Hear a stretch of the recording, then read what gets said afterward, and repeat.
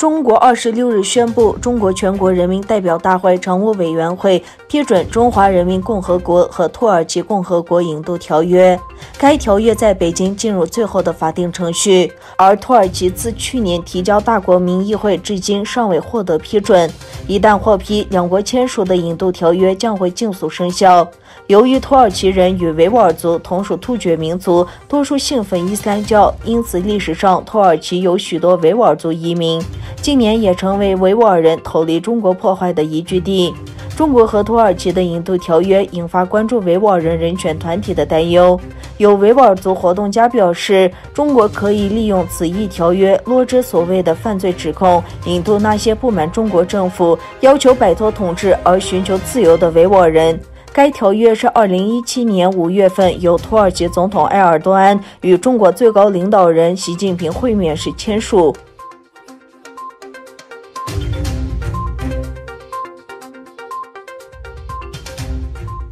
居住在土耳其的维吾尔族传统医学专家、翻译家内格买图拉·拉希德于12月27日凌晨去世。内格买图拉·拉希德于1947年出生于东突厥萨阿图什市，1969年获得了临床学士学位，先后在乌鲁木齐多个医院和政府部门工作。1985年在土耳其申请庇护，获得土耳其国籍后，1989年11月，土耳其卫生部特别陪审团认可了他的医学资格证。他是第一个在土耳其介绍和实施针和磁疗的人。他多年来在土耳其从事干针疗法研究和教学，多次参加国际针疗会议，介绍维吾尔传统医学。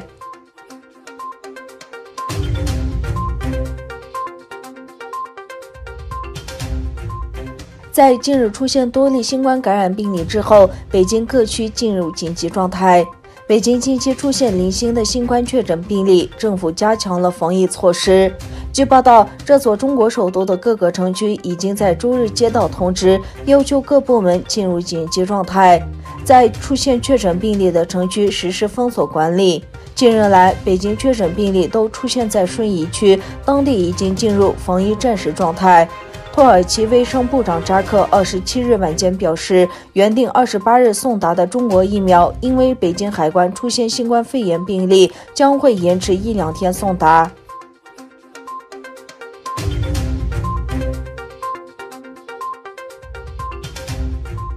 美国总统唐纳德·特朗普已经签署了一项包含9000亿美元疫情纾困法案，将启动向个人和企业的援助。特朗普在宣布签署上述法案的声明中指出，参议员已同意将表决一些事项，其中包括提高目前为600美元的个人援助金额。特朗普周二在推特上发布了一段视频，呼吁将个人援助的支票金额从600美元提高到2000美元，连共和党议员都大感意外。美国国会本月21日通过的2项法案，除了提供9000亿美元纾困金以缓解疫情对经济的冲击外，还包括1.4万亿美元的政府支出拨款。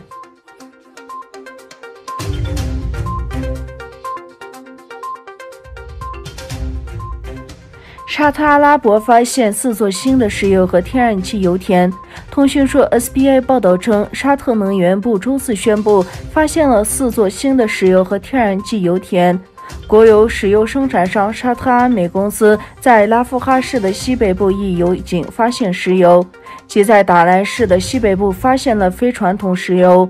能源部称，沙特阿美继续致力于测定所发现油田的面积和规模，并预估其中石油、天然气和凝稀油的数量。